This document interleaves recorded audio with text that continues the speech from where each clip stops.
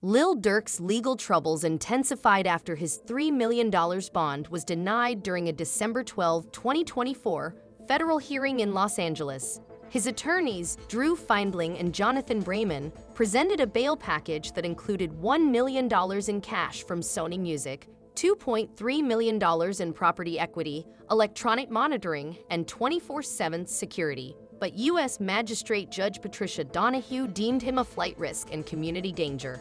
Prosecutors accused Durk of orchestrating a murder-for-hire plot targeting rival rapper Quando Rondo in revenge for King Von's death. Allegedly, Durk ordered associates to travel to Los Angeles, leading to a 2022 gas station shooting where Rondo survived, but his cousin Lil Pab was killed. The prosecution also cited claims that Durk tried fleeing the U.S. before his October arrest. Meanwhile, unsealed documents tied Durk to the 2022 murder of Chicago gang leader Stephen Mack, alleging he offered bounties for gangster disciples' deaths as retaliation for his brother's 2021 killing.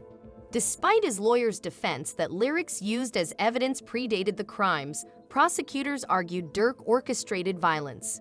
With his January 2025 trial looming, new allegations deepen concerns about his future, cementing his reputation as one of rap's most controversial figures. Durk, who had publicly embraced Islam and distanced himself from gang life, now faces the possibility of life in prison. His legal team argued for a $3 million bail package, highlighting his philanthropy and family ties, but U.S. Magistrate Judge Patricia Donahue denied bail, citing him as a flight risk and a danger to the community. Prosecutors claim Durk tried to flee the country prior to his arrest and emphasized his control over others involved in violent acts. Supporters, including Durk's family, attended his December 12, 2024 hearing, where he was remanded back into custody. He will remain in jail through the holidays, with his trial set to begin on January 7, 2025, though delays are anticipated. As fans and critics await the outcome, Durk's future hangs in the balance, marking a stark turn for an artist who had recently vowed to leave the streets behind. Shortly after the detention hearing, Lil Durk's attorney, Brayman, maintained optimism, expressing confidence in their ability to continue fighting the case. Brayman praised his client's resilience, highlighting Durk's difficult childhood and how music provided an escape, eventually helping him lift his family out of hardship. Durk's defense denies allegations that he orchestrated a murder-for-hire plot against rival rapper Quando Rondo, whose legal name is Tawan Terrell Bauman. Prosecutors claim that Durk put a bounty on Rondo's head as revenge for the 2020 murder of his childhood friend, King Von. They assert that Durk paid a group of men to track Rondo in Los Angeles, eventually shooting at him in August 2022. While Rondo survived, his cousin, Lil Pab, Sava Robinson, was killed.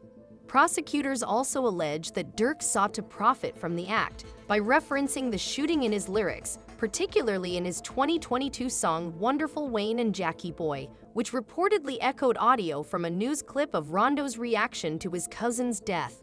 Durk's high-profile attorney, Drew Findling, criticized the use of lyrics as evidence, arguing it misrepresents the facts.